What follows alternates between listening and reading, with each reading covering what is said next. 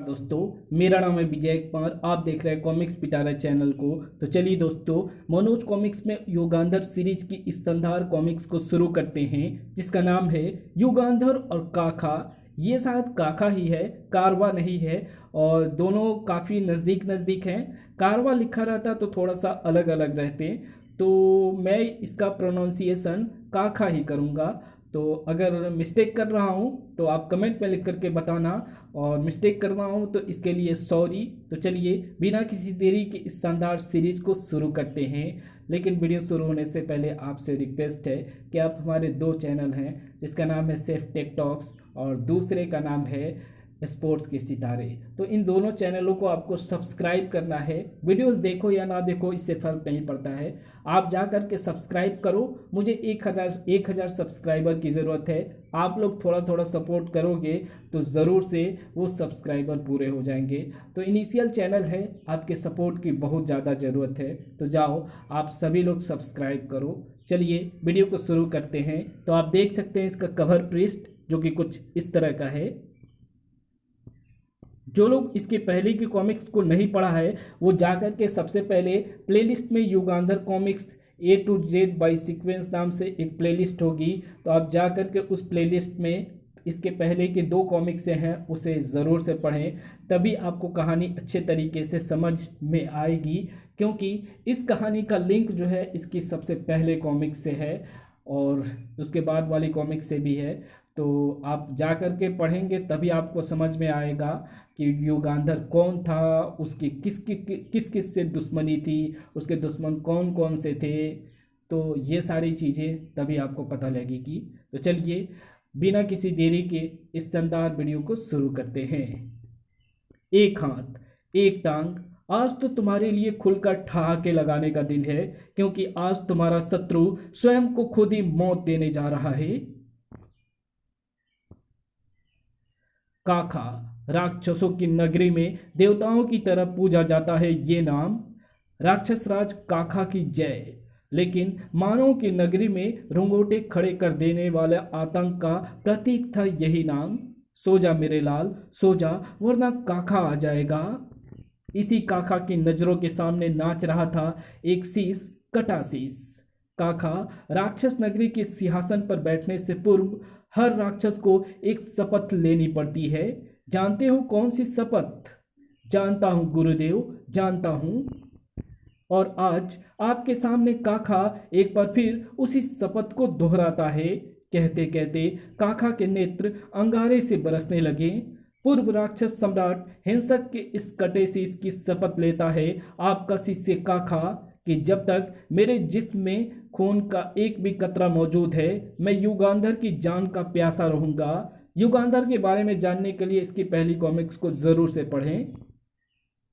तो फिर ये लो मेरा कमंडल, आज मेरे महागुरु की मृत्यु हुए 1 वर्ष हो गया है, और मैं चाहता हूं कि उनके प्रथम श्राद्ध पर उनकी प्रतिमा के चरणों को युगांधर के लहू से धोकर पवित्र करूं। जबड़े शक्ति से भीज गए काका के, जर्रा जर्रा कांपा उसके हुंकार से। काका इस कमंडल को युगांधर के लहू से भरकर अवश्य लाएगा गुरुदेव, अवश्य लाएगा। ये है दैत्य नगरी, जहाँ का पहला शासक था दुर्दांत। पर दुर्दांत की मौत के बाद आजकल जिसका हुक्म चलता था दैत्य नगरी पर, वो थी एक दैत्य कन्या खूबी। ये कौन है सैनिक? मलिका, ये शिकारी हमारे राज्य की सीमा में शिकार खेल रहा था। दुर्दांत की युगांधर से भयंकर भिड़ंत का नज़ारा देखने के लिए पढ़ें युगांधर सीरीज की पहली कॉमिक्स युगांधर को। सुनते ही खूबी ने शानदार फुर्ती का प्रदर्शन करते हुए कलाबाजी खाई हवा में। शिकारी के सामने ही तो आकर आकर खूब कंपाया शिकारी को। तुम्हें शिकार करने का बहुत शौक है ना शिकारी? क्षमा मलिका, रहम करो मुझ पर। खूबी के होठों पर उभरी जहरीली मुस्कान। शिकारी, हमसे तुम्हें हर तरह की भीख मिल सकती है सिवाय रहम के। थमा दिया उसका धनुष उसके हाथ में खूबी ने। पर हम तुम्हें बचने का एक अवसर देंगे। तुम शिकारी हो और तुम्हें एक शिकार करना होगा। अगर शिकार कर लिया तो जिंदगी, नहीं तो मौत। किसका शिकार? इस सेब का। शिकारी की नजरों में दूर दूर तक एक ही चीज नजर आई, आश्चर्य, घोर आश्चर्य। सेब का? हाँ, ये सेब हमारे मुंह में होगा और तीर तुम्हारे धनुष पर। तुम्हें एक ही तीर से इस सेब का शिकार करना है। वैसे तुम चाहो तो मौके का लाभ उठाकर सेब की बजाय हमें भी अपने तीर का निशाना बना सकते हो। खूबी का एक एक शब्द बता रहा था कि वो बड़े दिल जिगरे की मालिक थी, और हमारा वादा है कि अगर तुम सेब की बजाय हमें मारने में सफल रहे तो भी तुम्हें कोई हाथ नहीं लगाएगा और एक बहुत बड़े खजाने के साथ तुम्हें छोड़ दिया जाएगा। सेब मुंह में ले लिया खूबी ने। लगाओ निशाना। शिकारी ने धनुष पर तीर चढ़ा लिया, पर रह रह कर खूबी के शब्द उसके दिमाग की दीवार पर हथौड़े से बरसा रहे थे। हमें मारने में सफल रहे तो भी तुम्हें कोई हाथ नहीं लगाएगा। एक बहुत बड़े खजाने के साथ तुम्हें छोड़ दिया जाएगा। निर्णय ले लिया था शिकारी ने। सेब से ज्यादा आसान है खूबी को निशाना बनाना। टंकारा धनुष, साएं। खूबी की ओर द्रुत गति से बढ़ा वो मौत का तीर, पर बाहरी खूबी, खच। बला की फुर्ती से उसने शरीर को झटका देकर तीर को सेब पर ही झेला। शिकारी के हाथों के तोते उड़ गए। मैंने तो खूबी पर निशाना लगाया था, सेब पर कैसे लग गया? तभी खूबी की आवाज उसे हैरत के सागर से बाहर लाई। क्यों शिकारी, निशाना किस पर लगाया था? सेब पर या मुझ पर? झूठ ही बोलना पड़ा था उसे। सेब पर। सेब ही था मेरा निशाना, ठीक लगा ना? बस इतने ही शब्द बोल पाया बेचारा, क्योंकि अगले ही पल उसकी गर्दन हवा में थी और धड़ जमीन पर। खचाक। झूठ बोलने वालों से सख्त नफरत है मुझे। वाह खूबी वाह। आने वाले शख्स के चरणों तक स्वतः ही पहुंच गई खूबी के हाथ। प्रणाम गुरुदेव, यशस्वी भवा। खूबी, तुमने अभी जिंदगी और मौत का जो रोमांचक खेल खेला है उसे हम भी द्वार पर खड़े खड़े देख रहे थे। सचमुच दुश्मन के हाथ में बाजी देकर भी तुम बाजी जीतना जानती हो। आज हमें स्वयं पर गर्व हो रहा है कि हमें तुम्हारे जैसे दिलेर एवं खूंखार शिष्या मिली और दैत्य नगरी को तुम जैसी सम्राज्ञी। लेकिन गुरुदेव, मैं एक ताज विहीन सम्राज्ञी बनकर दैत्य नगरी पर शासन नहीं करना चाहती। ये ताज मेरे मस्तक की शोभा कब बनेगा गुरुदेव, जो अभी तक पूर्व सम्राट स्वर्गीय दुर्दांत के कटे शीश पर रखा है? उस ताज को अपने मस्तक की शोभा बनाने से पहले तुम्हें उसे पवित्र करना होगा, अपने पहनने के लायक। नागिन की भांति फुफकारी खूबी। आदेश दीजिए गुरुदेव। संसार भर के सभी महासागरों का जल चुटकियों में खूबी आपके सामने ला देगी। वो जल से नहीं, लहू से धुलकर पवित्र होगा। आश्चर्य से खुला ही तो रह गया था खूबी का मुंह। लहू से धुलकर पवित्र होगा ताज? और एक हाथ का चेहरा धधक रहा था इस वक्त।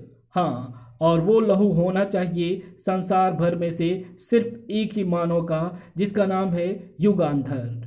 युगांधर का लहू अवश्य मिलेगा आपको गुरुदेव, और आज ही मिलेगा। युगांतपुरी, युगांधर का देश। तड़ीपार आ गया, भागो तड़ीपार आ गया, जहां इस वक्त मची थी खलबली। तड़ीपार। ना मैं इंसान हूँ ना मैं शैतान हूँ, दुनिया जो चाहे समझे मुझको, मैं तो तड़ीपार हूँ। अरे भाग क्यों रहे हो भैयो? ना भागो ना भागो ना भागो रे दगाबाज, मुझसे डर कर ना भागो रे। आखिर क्या चाहते चाहते हैं ये महाशय? अजी जीना है हमको तोहरे गली में, मरना है हमको तोहरे गली में, पड़ गई भूख की मार ओ मार तोहरे गली में। भूख लग रही है इनको, लेकिन भूख में खाना क्या चाहिए इनको ये तो पूछ ले। एक बच्चे का सवाल है बाबा, जिसके 4 बच्चे हो वो एक बच्चा दे दे बाबा, बड़ी भूख लगी है। कुछ माताओं ने दामन में छिपा लिए और कुछ बच्चे स्वयं जा छिपे अपनी अपनी माँ की गोद में। छिप जा बेटा, तू कोई फालतू थोड़ी ही है।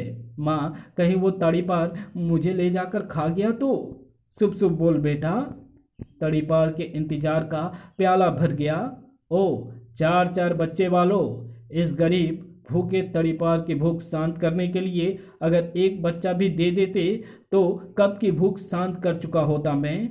लोग ठीक कहते हैं, जहाँ सच ना चले वहाँ झूठ सही, जहाँ हक ना मिले वहाँ लूट सही। संभाल लिया उसने शस्त्र। चल भाई बम्बू, हो जा लंबू। बम्बू शस्त्र होने लगा लंबा, सर्प की भांति बल खाता वो जा घुसा खिड़की में। छाती फट गई माँ की, चीख उठी जुम्बा, नहीं मेरा बच्चा मत ले जा। आ गया जी, आ गया मेरा बम्बू, आ गया अम्मा। अचानक ही उसकी आंखें विस्मय से भर उठी। हैं? कारण था वो दो हाथ जो बम्बू की तरफ बढ़ रहे थे। गिड़गिड़ाया तड़ीपार, मत पकड़ मेरा बम्बू, भूखा मर जाऊंगा मैं। शक्तिशाली हाथों ने बम्बू का मुंह खोला। कड़ाक, बच्चा आजाद हो भाग निकला। तड़ीपार लपका उस पर, कहाँ जा रहा है मेरे पकोड़े। पर तभी धाड़, सामने आ गया जैसे कयामत को तूफान। युगांधर, युगांधर, युगांधर के देश में तेरी कदम रखने की हिम्मत कैसे हुई। तड़ीपार सिर्फ अपने नगर से तड़ीपार हुआ है, अन्य नगरों से नहीं। तड़ीपार से अचानक हमले की उम्मीद नहीं थी युगांधर को, और तूने एक भूखे की पीठ पर लात मारकर अच्छा नहीं किया। धाड़, ओह। तड़ीपार ने दूसरा बार भी झटपट ही कर डाला। भूखा तड़ीपार घायल शेर से ज्यादा खतरनाक होता है। धाड़, भयंकर टक्कर ने युगांधर को पीछे की तरफ गिरा दिया। तीसरा बार करने को तड़ीपार ने भरी उछाल। अब मेरी जूतियों के नीचे लगी कीलें तेरे चेहरे का भूगोल बदल देगी। युगांधर ने पीछे की तरफ खाई कलाबाजी। धप, फिर दो चीजों का मिलन हुआ। धाड़, एक था युगांधर का हाथ और दूसरा था तड़ीपार का जबड़ा। तड़ीपार की सारी साड़ी तड़ी पतझड़ के फूलों की भांति झड़ गई। क्यों तड़ीपार, तड़ी झड़ी या दूसरा भी लगाऊं। नहीं नहीं, एक ही काफी है। पर बच्चू, अपने राज्य में तो चूहा भी शेर होता है, कभी राज्य के बाहर मिलियो तो बताऊंगा। ठहर, अभी बताता हूं तुझे। पर तड़ीपार तो ये जा और वो जा। उसका पीछा करता युगांधर उससे पूर्व ही आधम का एक सैनिक, युवराज, युवराज, महाराज ने आपको अभी बुलाया है। अभी? घुमाया अमोद रथ और बना दिया तूफान। मैं तो आज महागुरु के प्रथम श्राद्ध पर उनके आश्रम जा रहा था, अचानक पिताश्री ने क्यों बुलवा लिया वापस। शीघ्र ही बेटा, हम अपनी बीमारी के कारण ये भी भूल गए कि आज हमारे मित्र महाराज शरीफ सिंह की पुत्री तारा का विवाह है। वो हमें चाचा कहती है और हमने उससे वादा किया था कि जब भी उसका स्वयंवर होगा, स्वयंवर की वरमाला हम भेजेंगे। अब ये कार्य तुम्हें करना है, आखिर तुम भी तो उसके भाई लगे। हमारी बहन का विवाह है, ये बात आप मुझे अब बता रहे हैं पिताश्री। मैं जानता हूँ बेटा कि आज ही तुम्हारे गुरु का श्राद्ध है, पर यह कार्य भी जरूरी है। तुम्हारी बहन तारा बहुत ही जिद्दी है। जब तक विवाह की वरमाला हमारी तरफ से नहीं जाएगी, वो स्वयंवर में भाग नहीं लेगी। चंद क्षण पश्चात ही एक तूफान सा दौड़ रहा था धरती के सीने पर। तूफान था अमोद रथ। जल्दी पहुंचनी है मुझे वरमाला अपनी बहन के जल्दी पहुंचानी है वरमाला अपनी बहन के हाथों तक। महाराज शरीफ सिंह के राजमहल की एक एक ईंट कांपी। क्या कह रहे हैं महाराज?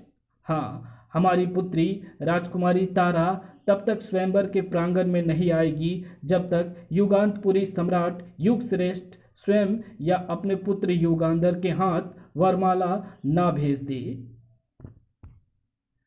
इसलिए जब तक तारा के चाचा युगश्रेष्ठ या उसका भाई युगांधर वरमाला लेकर ना आ जाए, तब तक की देरी के लिए हम क्षमा चाहते हैं। इधर युगांधर की राह में अड़चन बनकर खड़े थे ये तीन। वही है भाइयों जिसने अपने राज्य में मुझे मारा था। चिंता मत कर तड़ीपार, पास आने दे उसे। पास तो आना ही था युगांधर को। मजबूत जाल गिरा उस पर। ओह! धम से आ गिरा वो जाल के आगोश में लिपटा धरती की गोद में। धम! लाख कोशिश की उसने, पर जाल की मजबूती पर विजय ना पा सका वो।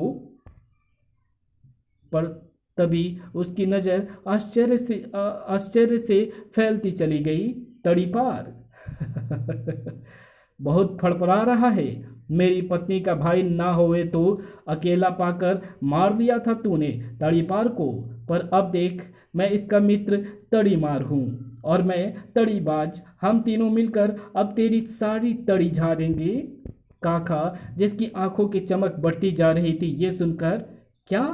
हाँ काका, नसीब से आज ही है युगांधर की मुंहबोली बहन तारा का विवाह। वो वहां अवश्य जाएगा। खूनी स्वर में गुर्रा उठा काका। वो जाएगा तो काका भी जाएगा। और अब तो काका युगांधर को इतना मजबूर कर देगा कि वो स्वयं मेरे हाथ में थमा कमंडल अपने लहू से भर देगा। स्वयंवर में इंतजार का एक एक पल भारी पड़ रहा था। स्वयंवर जल्दी कराया जाए। वरमाला तो वो कोई भी ले सकती है। राजकुमारी तारा को बुलाइए महाराज। नहीं, ये तारा का अंतिम फैसला है कि वो अपने चाचा द्वारा भेजी गई वरमाला डालकर ही आप राजकुमारों में से किसी एक को अपना पति चुनेगी। अपनी बहन के ब्याह के लिए ले जा रहा है ना तू ये वरमाला? अगर मैं इसे तोड़ दूं तो? खबरदार तड़ीपार, अगर तूने वरमाला तोड़ दी तो अंजाम बहुत बुरा होगा। तड़ीमार ने लात मारी। अभी भी तड़ी मार रहा है। मेरी पत्नी का भाई ना होवे तो? आखिरकार सिंह सिंह को गिद्धों के सामने झुकना पड़ ही गया। तुम नहीं जानते तड़ीपार, ये वरमाला शरीफ नगर पहुंचानी कितनी जरूरी है। तुम्हारी शत्रुता तो मुझसे है ना? मुझे वरमाला लेकर जाने दो। मैं वादा करता हूँ बहन तारा के स्वयंवर के पश्चात मैं स्वयं ही तुम्हारे सामने मरने आ जाऊंगा। क्यों तड़ीमार, क्या ख्याल है? कहते हैं एक बार शत्रु की बात पर भी विश्वास कर लेना चाहिए। क्यों तड़ीबाज? हाँ ठीक है। कर दिया गया आजाद युगांधर को। जा, पर या ध्यान रखियो, तेरी जान पर अब सिर्फ हम तीनों का हक है। और जब तक तू नहीं आ जाता तब तक तेरा रथ हमारे पास तेरी जान के बदले गिरवी रहेगा। चाहता तो वो उन तीनों को पलक झपकते ही लाशें बिछा सकता था, पर युगांधर आखिर युगांधर था। वचन देकर निभाना जानता था, तोड़ना नहीं। मैं जरूर आऊंगा अपनी बहन का विवाह संपन्न होने के बाद। बेतहाशा भागता चला गया वो। नदी नाले खाई, अब कोई उस तूफान की राह नहीं रोक सकते थे। शरीफ नगर के राजमहल में हंगामा सा मच गया था अब तक। महाराज, आपने हमें स्वयंवर में बुलाकर बेइज्जती की है हमारी। ना तो अब तक तारा का चाचा आया, ना उसका भाई युगांधर। मुझे तो ये स्वयंवर ही झूठा लगता है। हाँ, भला वरमाला ना आने के लिए भी कोई रुकता है कभी स्वयंवर? लज्जित हो उठे स्वयं महाराज शरीफ सिंह भी। हम मजबूर हैं तारा की इस जिद के कारण। वो अपने होने वाले पति परमेश्वर को उन्हीं के द्वारा भेजी गई वरमाला पहनाकर चुनेगी। अतः हम स्वयंवर की तिथि बदलकर। उसी पल द्वार पर नजर आया हांफता कांपता पसीने से लथपथ उस युग का आधार युगांधर। नहीं, मेरी बहन तारा का विवाह आज ही होगा। सभी के मुरझाए चेहरे फूल की भांति खिल उठे। आ गया युगांधर। हाँ, आ ही तो चुका था तारा का भाई। तारा, राजकुमारी तारा गजभर लंबे घूंघट में आई। वरमाला हाथ में थी उसके। अब उपस्थित राजकुमारों में से चुनना था उसे अपना पति यानी जीवन साथी। उसी वक्त राजमहल के बाहर युगांधर आ गया। हाँ, पर आप कौन हैं? द्वारपाल के जवाब में मौत मिलने की तो बेचारे द्वारपाल ने सपने में भी उम्मीद ना की थी। मैं हूं मौत। धाड़। और इधर तारा ने कर डाली एक अप्रत्याशित हरकत। तू ही मेरे वर हो युगांधर? क्या? एक भाई अपनी बहन से विवाह की बात सपने में भी नहीं सोच सकता? नहीं, नहीं, नहीं। युगांधर का रोया रोया चीख चीख कर कह रहा था बस एक ही शब्द, नहीं, नहीं, नहीं। हाहाकार कर उठा महल का जर्रा जर्रा। नहीं। गस खाकर गिरा युगांधर धड़ाम। शरीफ सिंह शर्म और क्रोध से पागल से हो गए। युगांधर। उपस्थित लोगों की उंगलियां उठ गईं उनकी ओर। अब समझ आया तारा क्यों युगांधर की ही वरमाला चाहती थी। व्यंग बाणों से हलचल सी मच गई शरीफ सिंह के दिमाग में। आत्मग्लानि से भर स्वयं ही खुद को दे डाली उन्होंने मौत। माथे पर कलंक का दाग लेकर जीना नहीं चाहता मैं। खच। अंदर घुसा उसी पल एक जलजला। कहाँ है तारा? विद्युत गति से झपटकर दुल्हन के लिबास में सिमटी तारा को उठा लिया उस क्रूर ने। बचाओ। तुझे मेरे कब्जे से बचा ले। है किसी में इतना जिगर? सचमुच कोई आगे ना बढ़ा तारा को बचाने। पलक झपकते ही चलता बना काका। कह देना युगांधर से कि अगर अपनी बहन तारा की जिंदगी चाहता है तो महागुरु के आश्रम आ जाए। उधर अचानक चौंक पड़ा तड़ीपार।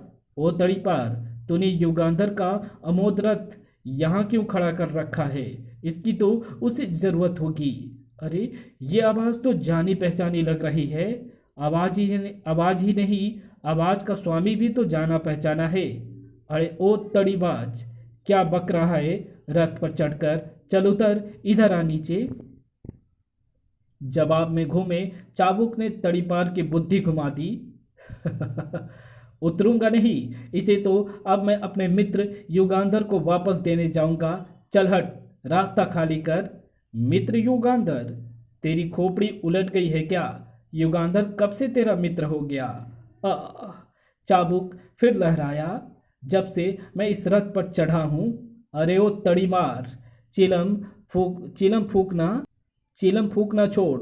वो देख अपना ही सिक्का खोटा हुआ जा रहा है। सड़क। पर उन्हें क्या मालूम था कि अमोद रथ पर चढ़कर युगांधर का शत्रु उसका मित्र बन जाता है अमोद रथ की शक्ति के कारण। तुम मुझे युगांधर तक अमोद रथ ले जाने से अब नहीं रोक सकते। द्रुत गति से दौड़ा रथ और सर से उनके सिरों को पार करता निकल गया। सर। देखते ही रह गए देखने वाले। भाग गया। मेरी पत्नी का भाई ना होवे तो कोई बात नहीं तड़ीमार, युगांधर को अपना सिर कटवाने तो यहीं आना पड़ेगा। इधर काका तारा को कंधे पर लादे भागता जा रहा था। अचानक तारा की आवाज ने जमा दिए उसके कदम। काका छोड़ दो मुझे। क्या बात है तारा? बताती हूँ। दुल्हन को सारी लिबास हवा दुल्हन की सारी लिबास को हवा में उड़ा दिया उसने। अब देखो मुझे। और काका की आंखें कटोरे से बाहर कूदने को तैयार हो गई आश्चर्य से। तुम?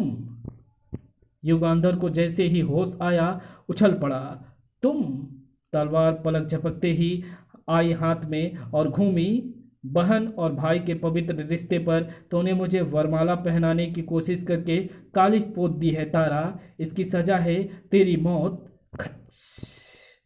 और तेरे बाद मेरी मौत। मरने के बाद मेरी लाश को तड़ीपार को सौंप देना सेवकों।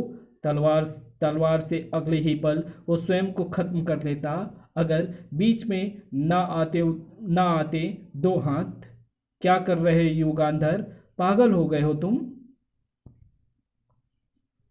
हाँ, पागल हो गया हूँ मैं। पिताजी, आप क्यों आए हैं यहाँ? और आए भी हैं तो अभी क्यों आए हैं? थोड़ी देर बाद आना चाहिए था आपको, ताकि कम से कम एक कलंकित पुत्र को मुंह देखने के पाप से तो बच जाते हैं आप। तुम कलंकित नहीं हो पुत्र, तुम कलंकित नहीं हो। युग श्रेष्ठ के शब्दों में चट्टान सी कठोरता थी। अपनी भतीजी तारा के विवाह को देखने की ललक खींच ही ली आई मुझे यहाँ। और जिसने तुम्हें वरमाला पहनाने की कोशिश की वो तुम्हारी बहन तारा नहीं थी।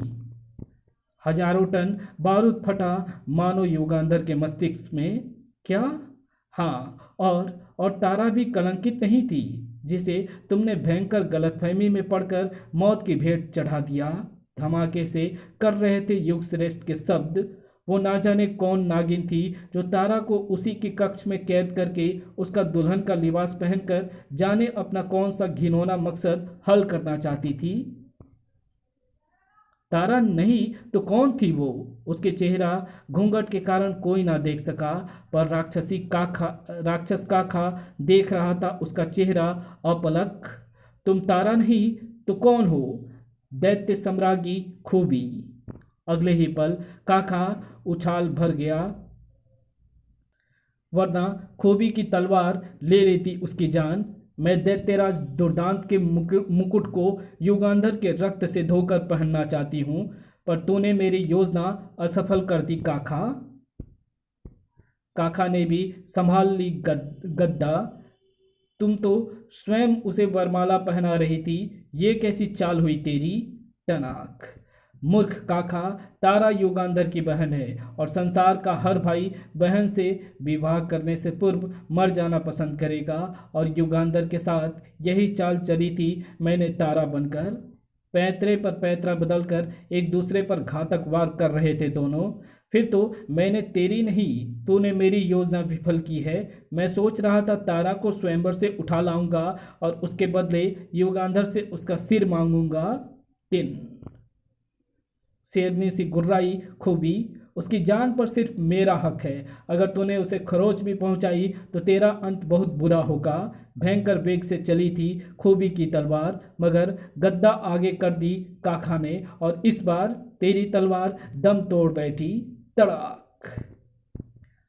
अब खूबी को दिखाया कमंडल काका ने। ये देख, ये कमंडल युगांधर के लहू से भरकर अपने गुरु को देना है मुझे, और मेरे जीते जी युगांधर का लहू कोई और बहाए, ये मैं भी कभी बर्दाश्त नहीं करूंगा। समझ गई? खूबी को अवाक छोड़ चला गया काका, जबकि इधर तड़ीपार एवं तड़ीमार। अरे तड़ीपार, वो देखो कोई आ रहा है। जब वो पास आया तो उछल पड़े दोनों।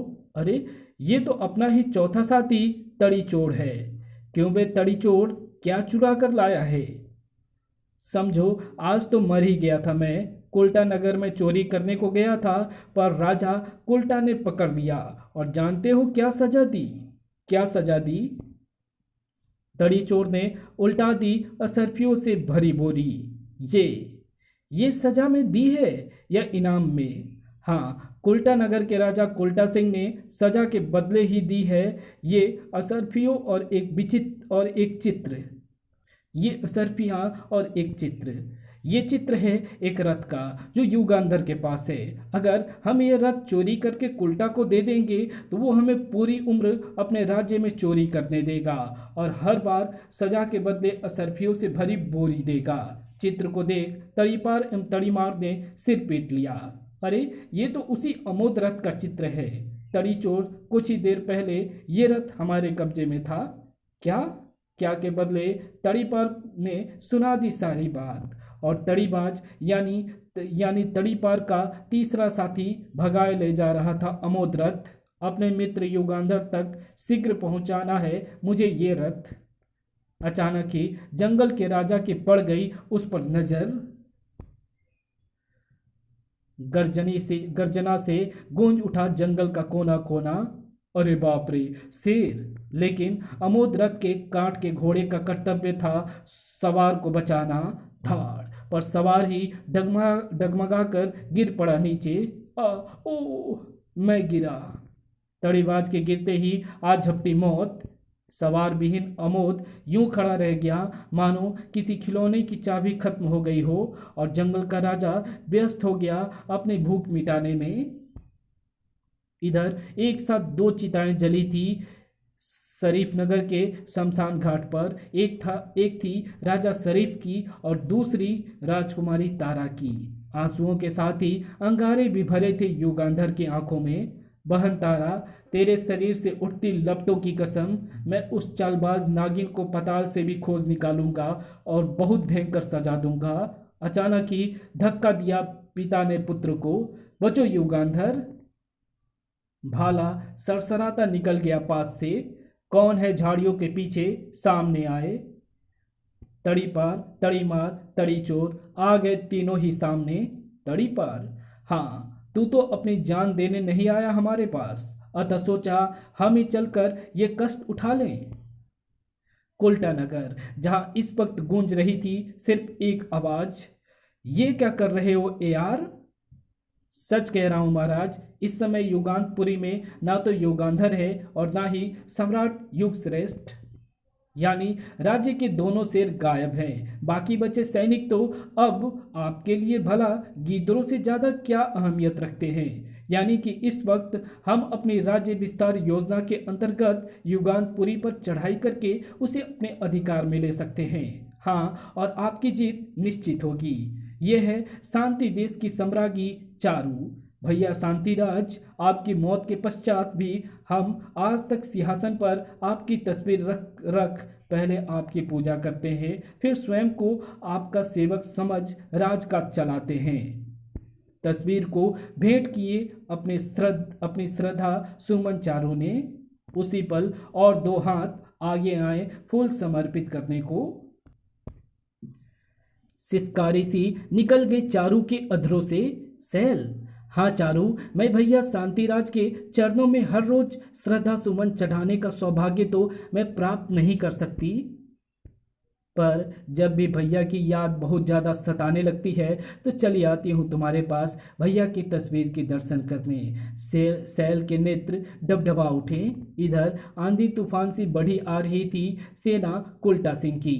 ये छोटा रास्ता हमें कुछ ही देर में युगांतपुरी पहुंचा देगा, परंतु बढ़ती हुई सेना अचानक जहां की तहां रुक गई। हमारे रास्ते में ये खाई नहीं महाराज, यहाँ नहर की खुदाई चल रही है, शांति देश की सम्राज्ञी चारू के आदेश से। मस्तक पर पड़ गए बल, परेशानी के प्रतीक। क्या कोई और रास्ता नहीं है? नहीं महाराज, या तो ये खुदी जगह भर दी जाए या फिर शांति देश के अंदर से गुजारी जाए सेना। तो हम सेना शांति देश के अंदर से ही होकर ही गुजारेंगे। पानी के सैलाब की भांति घुसती चली गई कुल्टा की फौज शांति देश में। आगे बढ़ते जाओ सैनिकों। चारों ही नहीं, सैल के दिमाग को ही झटका सा लगा ये सुन। क्या? हाँ सम्राज्ञी, कुल्टा हमारे राज्य से होकर अपनी सेना ले जा रहा है।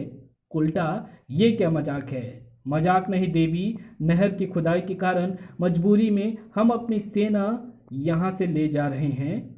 नहर बन जाने के बाद हम स्वयं नहर पर पुल बनवा देंगे, तब तक तो आक्रमण का मुहूर्त ही निकल जाएगा। उछल ही तो पड़ी अगले ही पल चारू। आक्रमण?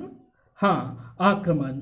हमारे एआर ने खबर दी है कि इस वक्त युगांतपुरी में ना तो युगांधर है और ना ही महाराज युगश्रेष्ठ, अतः हम इस वक्त आसानी से हमला करके युगांतपुरी को अपनी मुट्ठी में ले सकते हैं। सुनते ही गर्जी सिहनी सी वो। कुल्टा, अगर तू शांति यात्रा निकाल रहा होता तो अवश्य मैं तुझे रास्ता दे देती, लेकिन अशांति प्रिय कार्यों के लिए तुझे तो क्या, तेरी लाश को भी रास्ता नहीं मिलेगी।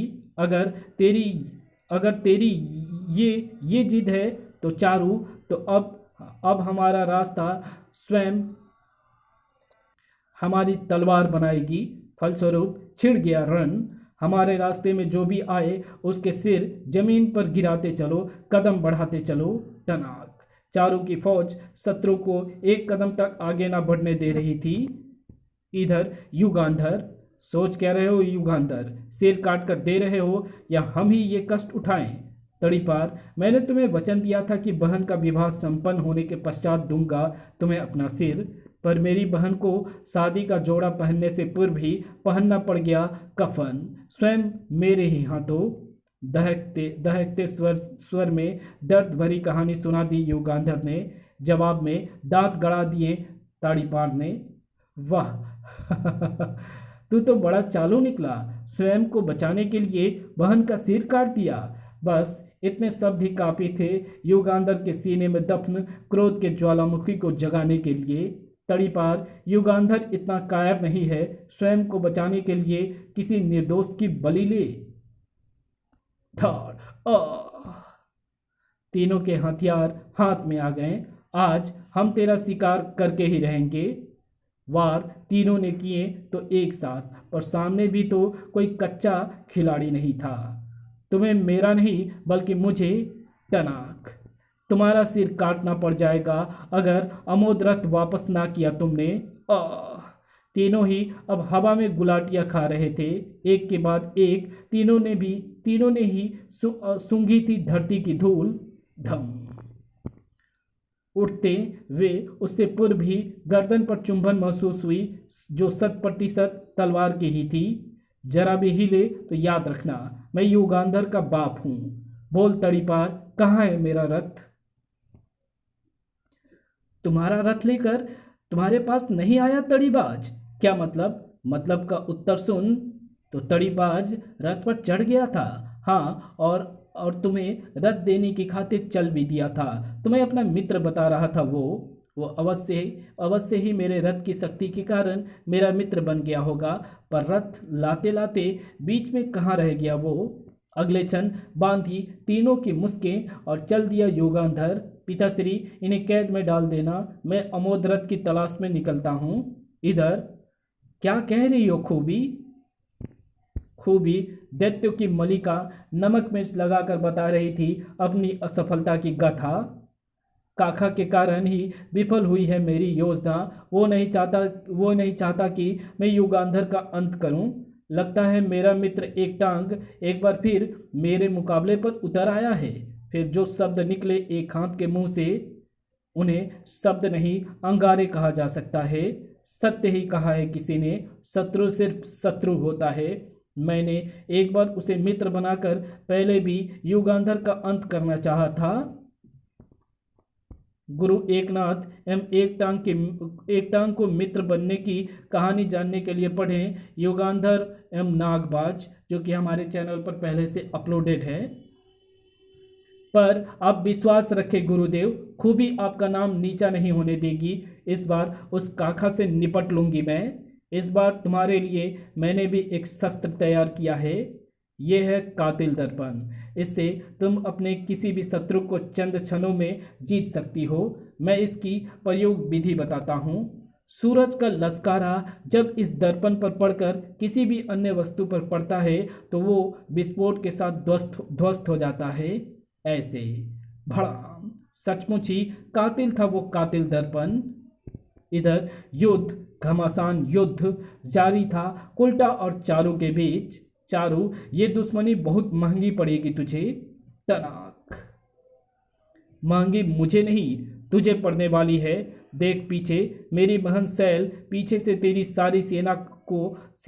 सारी सेना का सफाया करती आ रही है। टनाक। हे भगवान, उसने तो सबके सिर गाजर मूली समझ उड़ा लिए और तुझे 1 इंच भी आगे ना बढ़ने दूंगी मैं। इस तरह तो ये खटाखट मेरी फौज को धरती पर बिछा देगी। इधर छिड़ा हुआ था भयंकर युद्ध और उधर युगांधर की खोज हो गई पूर्ण। वो रहा अमोद, बढ़ाया ही था कदम आगे की उसके पीठ से आ टकराई एक ठोकर। धाड़। सामने खड़ा था काका। बुलंदी पर थे काका के 28। मैं काफी देर से यहाँ तेरा इंतजार कर रहा हूँ कि कभी तो तू आकर फटकेगा अपने रथ के पास। काका, क्या मुझे मौत देने से पूर्व ये नहीं बताएगा कि वो कौन थी तारा के रूप में जिसे तुम उठाकर ले गए थे? जुबान के साथ ही चले काका के हाथ। उसका नाम जानकर क्या करेगा तू? क्योंकि तू तो अब मेरी गद्दा के वार से मौत की सीढ़ियां चढ़ने वाला है। पर बचना जानता था युगांधर ऐसे वारों से। मौत की सीढ़ियों पर किसे चढ़ना है ये तो तुझे युगांधर बताएगा। अगले क्षण पाँव में गद्दा फंसा, घुमा दिए पाँव। युगांधर फुर्ती से झपटा बाज की मानिंद अपनी तलवार की तरफ। गजब कर दिया था काका ने, सिद्ध कर दिया था कि उसने भी वो भी कम नहीं है। धप। टनाक। ओह, तलवार छिटक गई। काका के पत्थर की चोट खाकर तलवार दूर छिटक गई थी। फिर लपका युगांधर तलवार की तरफ। तूने काका के हाथों से गद्दा निकलवाई, काका ने तेरे हाथों से तलवार। उठ खड़ा हो, शेर है तो मुकाबला कर। धाड़। आह! खून उतर आया युगांधर की आंखों में, मुठियां सख्ती से भींच गई, क्रोध से सारोबार था। हलक से फूट पड़ा स्वर, काका। दन दनादन कितने वार किए, धाड़। उस क्रोध के पुतले ने काका पर एक साथ गिन नहीं सकता था, स्वयं मार खाने वाला काका भी, धाड़। क्रोध का तूफान गुजरा तो काका की सांसें क्रोध का तूफान गुजरा तो काका की सांसें धौंकनी के समान चल रही थी। बता काका, वो नागिन कौन थी जिसने भाई बहन के रिश्ते को डसने की कोशिश की थी? वरना अचानक ही चकनाचूर हो गया, हवा में पकड़ा पत्थर, फटाक। कारण था एक जादू भरा लश्कारा जो छूटा था खूबी के कातिल दर्पण से। चौंको मत युगांधर, तुम्हारे हाथ में फूटे पत्थर का कारण है इस कातिल दर्पण का जादू भरा लश्कारा। तुम कौन हो? जवाब में चारों दिशाओं के कान बहरे कर दिए उस नागिन की खिलखिलाहट ने। मैं मैं ही तो हूँ, वो जिसे तुम अभी नागिन का खिताब दे रहे थे। दैत्यमली का खूबी। आश्चर्य समस्त सीढ़ियां उतर मानो युगांधर के चेहरे पर आ नाचने लगे। तो तू थी वो नागिन? कोई शक? खूबी, ये बताकर तूने अपनी मौत आसान कर ली है, वरना किसी और से मुझे अगर तेरा नाम पता चलता तो बहुत भयंकर सजा देता मैं तुझे। वाह युगांधर वाह, हथियार मेरे हाथ में है और धमकी मौत की तू दे रहा है। वाह, काका को मौका मिल गया।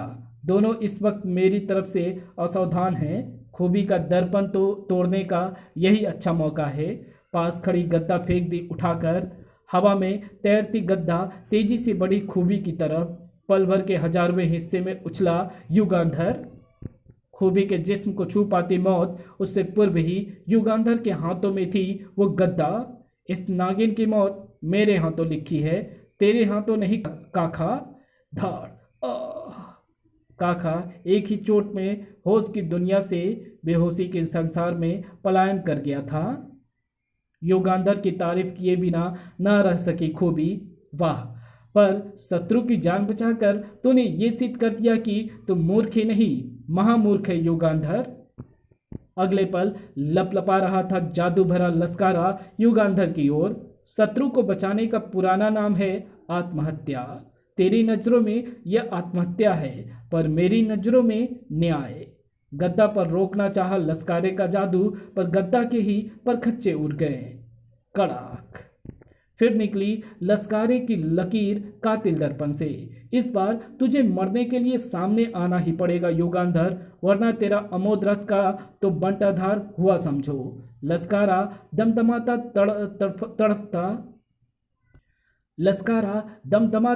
तड़पता फड़कता बढ़ा जा रहा था। अमोद रथ की धज्जियां उड़ाने गला फाड़ कर चीख पड़ा युगांधर। नहीं नहीं। शरीफ नगर में अभी तक मौजूद महाराज युग श्रेष्ठ के कंठ से चीख से निकली। हाँ महाराज, तड़ीपार अपने साथियों से भाग निकला है। कब, कैसे? ढूंढो ढूंढो उन्हें। इधर दो सिहनियों के बीच फंसे गीदड़ की सी हालत हो गई थी कुल्टा की। कुल्टा, इस संसार को जी भर कर आखिरी बार देख ले। हम दोनों की तलवारें एक साथ चलकर तेरे लहू का स्वाद लेगी।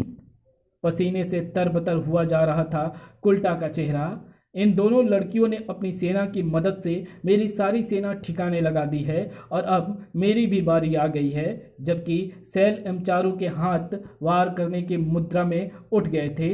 नहीं, कुल्टा ने कसकर भींच ली थी अपनी आंखें। चमत्कार सा हुआ उसी पल। चीखे उबल पड़ी सैल एवं चारू के कंठ से। पट से खोली आंखें कुल्टा ने। चीख तो मेरे हलक से निकलनी चाहिए थी, इनके हलक से क्यों निकली? निगाह डाली उसने चारू एवं सैल पर। बेहोश पड़ी है ये तो। आवाज लगाई, पर आवाज भी कुल्टा ने हैरत के रंग में रंग रखी थी। अरे भाई, कौन है मेरा मददगार? जरा सामने तो आ जाए। धप धप। बेचारा कुल्टा एक बार फिर आश्चर्य का लड्डू खाने लगा। तुम तड़ी चोर? हाँ, हम महाराज, हमें युगांधर के पिता ने कैद कर लिया था, पर हम खिड़की तोड़कर भाग निकले। ये मेरे ही साथी हैं। भागकर हम आपके देश गए तो पता चला कि आप युगांतपुरी पर हमला करने चल दिए हैं। तब हम भी चल पड़े, ये बताने के लिए कि आज आपके लिए युगांधर को खत्म करने का बढ़िया मौका है। पर यहाँ आपको सैल एवं चारू के बीच घिरा पाया तो हमने बचा लिया। पर बचाया कैसे? ये धरती पीटने वाले मुगदर ले हम चुपचाप महल पर चढ़ गए और फिर ऊपर से ही उनके ऊपर फेंक दिए। शाबाश। पर तुम बता रहे थे कि आज युगांधर को खत्म कर सकता हूँ, कैसे? हाँ, ये तो तुम मानते हो ना कि युगांधर खत्म हो जाए तो पूरी युगांतपुरी आप एक झटके में जीत लेंगे। तो फिर चलो हमारे साथ, हमें पता है आज कहाँ मिलेगा युगांधर। इधर राक्षस नगरी के राजमहल के कक्ष में गूंज रही थी दो अपंग शेरों की दहाड़। एक हाथ तुम यहाँ मुझे दगाबाज कहने आए हो, जबकि दगाबाजी मैंने नहीं तूने की है। वाह, उल्टा चोर कोतवाल को डांटे। हाँ, पर तुम चोर हो, कोतवाल नहीं। तभी तो खूबी को पहले ही भेज मेरे शिष्य काका की योजना पर पानी फेर दिया। झूठ, बल्कि स्वयं काका उसे स्वयंवर से उठा ले आया ताकि मेरी खूबी की चाल नाकामयाब हो जाए। मैं चाहूं तो तेरी शिष्या की सारी चाल पल भर में नाकामयाब कर दूं, और कर दूं क्या, बल्कि कर भी चुका हूं। विस्मय उमड़ आया एक हाथ की नजरों में। क्या मतलब वो देखो, दूर दर्पण में तेरी शिष्या जिस खिलौने को पा इतरा रही है, उसकी जादुई शक्तियों में यहीं बैठे बैठे खींच चुका हूँ। यानी कातिल दर्पण के लश्कारे का जादू छीन लिया तुमने। मुस्कुरा उठा एक टांग। हाँ, जानते हो क्यों? वो पगली अमोद पर उसका इस्तेमाल कर रही थी और मैं अमोद रथ अपने शिष्य काका को देना चाहता हूँ। सचमुच इधर झुंझला ही तो रही थी भौचक्की सी खड़ी खूबी अपने असफलता पर। मेरे कातिल दर्पण का लश्कारा अमोद को ध्वस्त क्यों नहीं कर पाया? यही मौका है खूबी पर टूट पड़ने का। खूबी दिन में तारे देखने को मजबूर हो गई। कारण था युगांधर का जबरदस्त वार। धाड़, बेहोश हो गई थी खूबी एक ही वार में। दूर दर्पण पर यह नजारा विचलित किए था एक हाथ को एक टांग। तुमने मेरी शिष्या के साथ नाइंसाफी की है, तो वो भी अमोद को नष्ट करके कौन सा इंसाफ करने वाली थी? जबकि युगांधर ने काका एवं खूबी के बेहोश जिस्मों को अमोद रथ के पीछे बांधा और घसीटता ले चला उन्हें एक ओर। ये लोमहर्षक दृश्य देख रोंगटे खड़े हो गए एक हाथ के। वो हमारे शिष्यों को मारने की बजाय कहाँ घसीटता ले जा रहा है? मुझे ध्यान आ गया। कहाँ? आओ मेरे साथ। महागुरु का आश्रम। महागुरु की प्रतिमा यूं लग रही थी मानो इंतजार हो आज उसे किसी का। आरु का रथ युगांधर का बेहोश शरीरों को लगभग खचेड़ता सा लाया था वो। महागुरु की प्रतिमा के ठीक सामने जम गए उसके कदम। कह उठा मूर्ति से वो, महागुरु आज आपका प्रथम श्राद्ध है। यूं तो मुझे अब तक पृथ्वी के समस्त शैतान एवं खूंखार दैत्यों एवं राक्षसों का अंत कर उनके शीश आपके चरणों में डाल देने चाहिए थे, पर आज आपका शिष्य युगांधर एक छोटी सी भेंट के रूप में काका एवं खूबी के शीशी दे पाएगा। तलवार उठा ली युगांधर ने। वार करने जा रहा था वो काका एवं खूबी के होश खोए शरीरों पर। काका, खूबी, तुम दोनों के अंत से धरती माँ की धरती से पाप का कुछ तो बोझ हल्का अवश्य होगा। चेहरे पर सैकड़ों भूकंप आ जा रहे थे। तलवार पल प्रतिपल आ रही थी नीचे। काका, खूबी जो होश की दुनिया से दूर थे अब मौत की दुनिया में जाने ही वाले थे। मगर ये क्या, एकदम गर्दन पर लाकर रोक क्यों ली युगांधर ने अपनी तलवार? नहीं। उसी पल वातावरण में गूंजने वाली आवाज भी बार बार कर रही थी एक सवाल। हाँ युगांधर, रोक क्यों लिया अपने हाथ? क्यों नहीं उड़ा दी खस से उनकी गर्दनें? आखिर क्यों? कौन है? पलटा वो और रह गया हैरान। एक टांग, एक हाथ। हाँ, हम। लेकिन तुमने हाथ क्यों रोक लिए युगांधर? उठाओ तलवार और उतार दो दोनों के शीश। हाहाका हाहाक हाहाका हाहाकार हाहाकार सा कर उठा वो।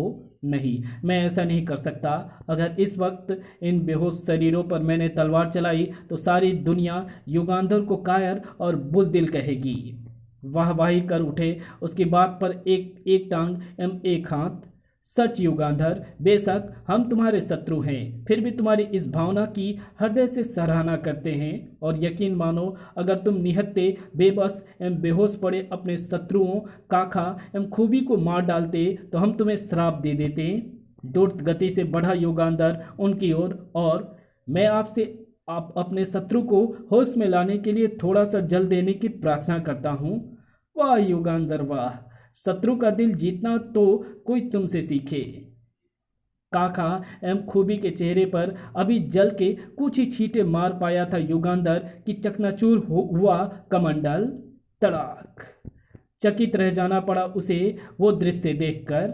सैल, चारू कुल्टा की कैद में, शत्रु को होश में लाकर मारना वास्तव में तेरी महानता है युगांधर। पर मेरा इस तरह महान बनने का कोई इरादा नहीं है। गर्जना सी कर उठा वो। कुल्टा, सैल एवं चारू को छोड़ दो। चीखो मत, वरना गला खराब हो जाएगा। इन्हें सिर्फ एक ही वस्तु देकर छुड़ा सकता है तू, वो है अमोद रथ। जल्दी कर बच्चे, वरना दोनों छोकरियां तो टेम बोली ही बोली।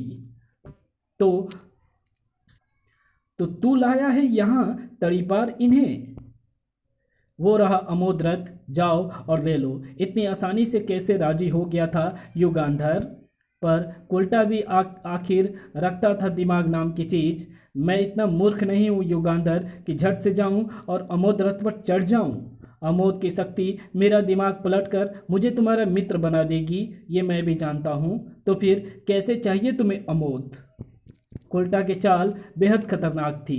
अमोद रथ पर मालिकाना हक मुझे तभी प्राप्त होगा जब उसका प्रथम मालिक खत्म हो जाए। अतः तुम स्वयं अमोद रथ पर चढ़कर आत्महत्या करोगे, तब वो बिना मालिक की चीज होकर रह जाएगा लवारिस। और तभी मैं उस पर चढ़ूंगा, तभी मैं कहलाऊंगा इसका वास्तविक मालिक। तब नहीं पलटेगी उसकी शक्ति मेरा दिमाग। नहीं युगांधर, ऐसा मत करना। कहे बुलंद होते चले गए कुल्टा के। अगर तूने ऐसा नहीं किया तो मैं इस वध यंत्र की रस्सी काट दूंगा। रस्सी कटते ही स्प्रिंग खींचेगा और दोनों सुंदरियों के सीने को फाड़ देगा। इस यंत्र का ये हल जैसा नुकीला फल नहीं। मैं तैयार हूँ। एक टांग और एक हाथ के दिमाग में भी हो रही थी उथल पुथल। एक टांग, अगर युगांधर ने आत्महत्या कर ली तो हमारा अपने शिष्यों के हाथों युगांधर को मरवाने का सपना अधूरा रह जाएगा। पर हम कुछ कर भी तो नहीं सकते। फुसफुसा रहे थे दोनों। कदम पर कदम बढ़ाया जा रहा था अमोद की ओर। बेटे देख ले, मैं वही तड़ीपार हूँ जिसने तुझे कहा था अपने राज्य में तो चूहा भी शेर होता है, पर तू तो राज्य के बाहर भी चूहा ही है, शेर नहीं। पल प्रतिपल अमोद रथ और युगांधर के बीच की दूरी होती जा रही थी कम। कुल्टा एक पल के लिए भी असावधान न था। अगर जरा भी कहीं चालाकी हुई तो मेरी तलवार ये रस्सी काट देगी। अमोद रथ पर सवार हो चुका था युगांधर, एक हाथ एक टांग।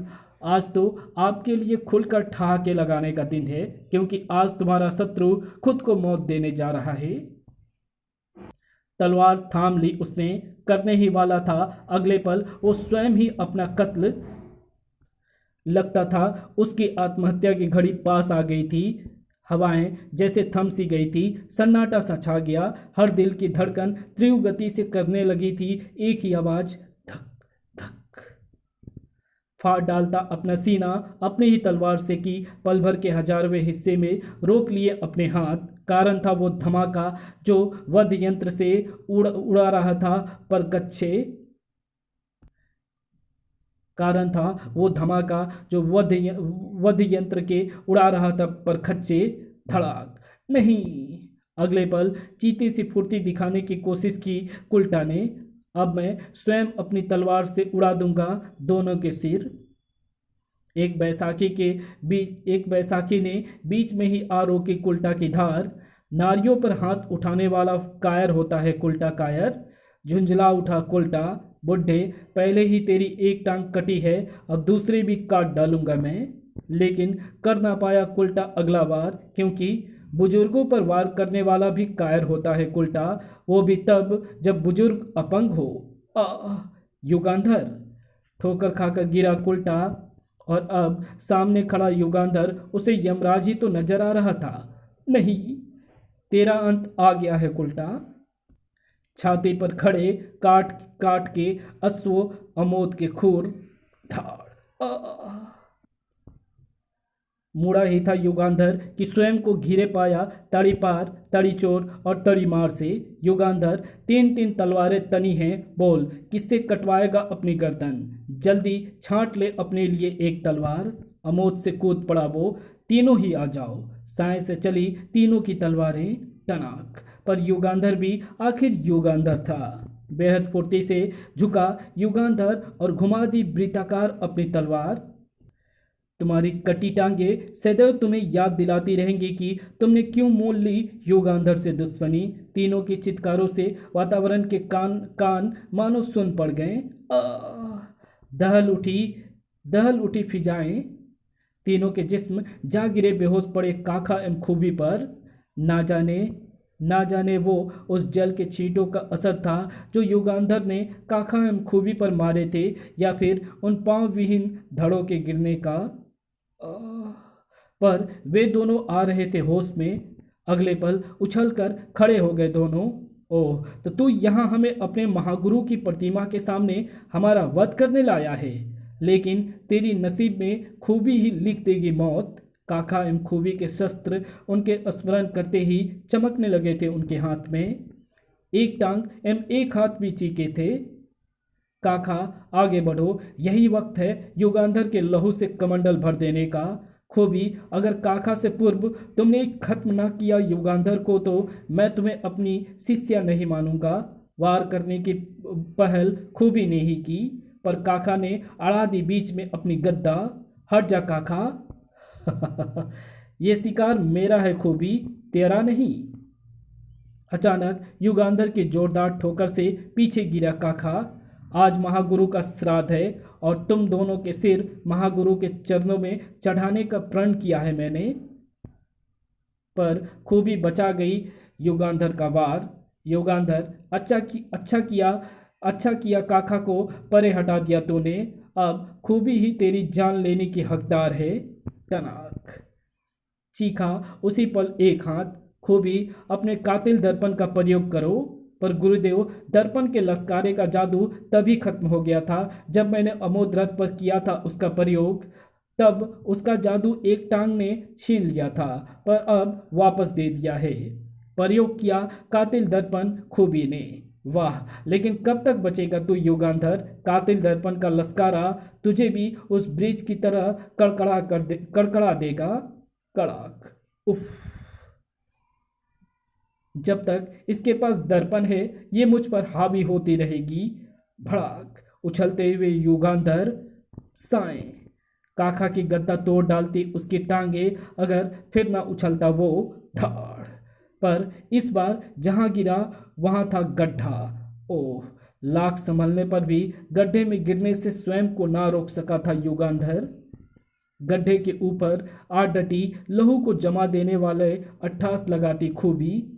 युगांधर, अब इस कातिल दर्पण का लश्कारा तेरे जिस्म के परखच्चे उड़ा देगा। दर्पण के लश्कारे का रुख युगांधर की तरफ करने में लगी थी खूबी के हाथ। सर से सरसराई युगांधर के हाथों से निकलने वाली तलवार। खूबी, तुझ जैसी नागिन मुझे नहीं डस सकती। दर्पण को भेदती तलवार खूबी के आर पार हो गई। छनाक। चीख मारकर लाश बन गई वो। नहीं खूबी। इधर युगांधर गड्ढे से बाहर आने ही वाला था। कि एक ठोकर ने फिर उसे उसी में गिरा दिया। धाड़ एक बार फिर आ खड़ी हुई युगांधर के सिर पर मौत। ऐसे ही तुझे तुझे तू ऐसे ही तू भी मुझे एक बार पत्थर से कुचलने वाला था, अब मैं कुचल दूंगा तुझे इस पत्थर से। गुरुदेव एक टांग, जल्दी आओ, देखो अब आपका शिष्य आपको दिखाता है युगांधर की चूहे की सी मौत का दृश्य। गुरुदेव एक टांग भी आ गए मुहाने पर। युगांधर, हमने कहा था ना कि हमारे शिष्य के हाथों होगी तेरी मौत। इसी पल मृत्यु खूबी के गले में पड़े दर्पण में उभरा था। सूर्य का अक्स फूट पड़ा लस्कारा दर्पण से, अर्थात सूर्य दर्पण की सीध में था। लस्कारे के ठीक सीध में था युगांधर का शत्रु काका। अब तेरा पापड़ बनने जा रहा है युगांधर, अब तेरा पापड़ बनने जा रहा है युगांधर। टकराया उसी पल काका की पीठ से लस्कारा। धड़ाक। काका का जिस्म बदलता गया अनेकों टुकड़े में। भड़ाम। काका काका अचानक कैसे मौत को प्राप्त हो गया। शांति छा गई तब। मेरे जानी दुश्मनों, तुम्हारे शिष्यों की मौत का मुझे सचमुच कोई दुख नहीं है। युगांधर, मौत हमारे शिष्यों की हुई है, हमारी नहीं। हम तेरे अंत के लिए फिर किसी शिष्य को ले आएंगे, पर तेरा अंत होकर रहेगा। वाह, एक तरफ तो मुझे बचाते हो और दूसरी तरफ मुझे मारने की सोचते हो। कृपया कर ये तो बता दो मेरे जानी दुश्मनों कि सैल एवं चारू कैसे बच गई। वास्तव में जब तुमने आत्महत्या की ठान ली तो हमने विचार किया, एक टांग अगर आत्महत्या कर लेगा तो हमारे शिष्यों की कसम टूट जाएगी। तो फिर क्या करें हम? वो देखो, इस समय सूर्य दर्पण की सीध में है और उसका लस्कारा उसी वध यंत्र पर है। अगर तूने दर्पण का जादू अपने तंत्र से ना बांधा होता तो वध यंत्र के चीथड़े उड़ गए होते। मैं वो तंत्र बंधन हटा लेता हूँ। और तंत्र बंधन हटते ही लस्कारे ने वध यंत्र तोड़ दिया। फिर खूबी की मौत के बाद तुम शायद तंत्र बंधन लगाना भूल गए। हाँ, दर्पण टूट भले ही गया था, पर वो जादू तो था ही उसकी लस्कारा में। अतः जब काका तुम्हें मारने ही वाला था तब उसी पल सूर्य दर्पण के सीध में फिर आ गया और उसके लस्कारे ने काका का अंत कर दिया। यानी दूसरों के लिए कब्र खोदने वाला खुद कब्र में गिर गया। एक टांग एक हाथ गुर्रा पड़े उसके शब्दों पर। हंस लो युगांधर, पर एक ना एक दिन हम तुम्हारे शरीर में वास करती अपने गुरु की उम्र निकाल कर ही रहेंगे। तुम लोगों की कस्में कभी पूरी हो या ना हो, पर मेरी शपथ अवश्य पूर्ण हुई। महागुरु की चरण वंदना कर वो बढ़ा सैल एवं चारू की तरफ। सैल, चारू, लगता है दोनों तभी बेहोश हो गई थी जब वध यंत्र पर धमाका हुआ था। ओह ओह, होश में लाया वो दोनों को। युगांधर को सही सलामत देख उछल ही तो पड़ी थी दोनों। तुम जिंदा हो युगांधर? सैल, तुम्हारा युगांधर भला कैसे मर सकता है? फिर चल दिए तीनों।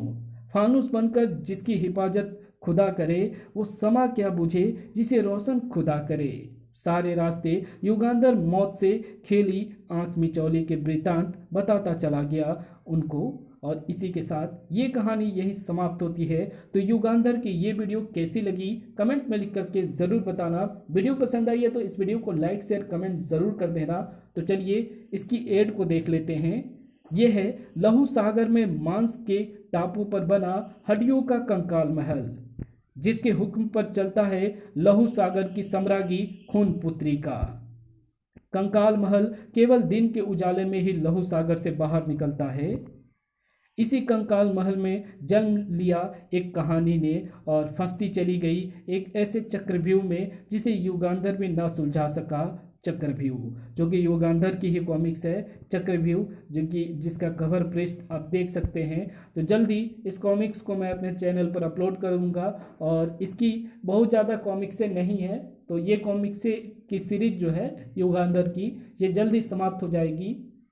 लेकिन आप सभी से रिक्वेस्ट है कि आप हमारे दूसरे चैनल सेफ टेक टॉक्स और स्पोर्ट्स के सितारे को ज़रूर से सब्सक्राइब करें। तो मिलते हैं आपसे किसी नई वीडियो में, तब तक के लिए बाय।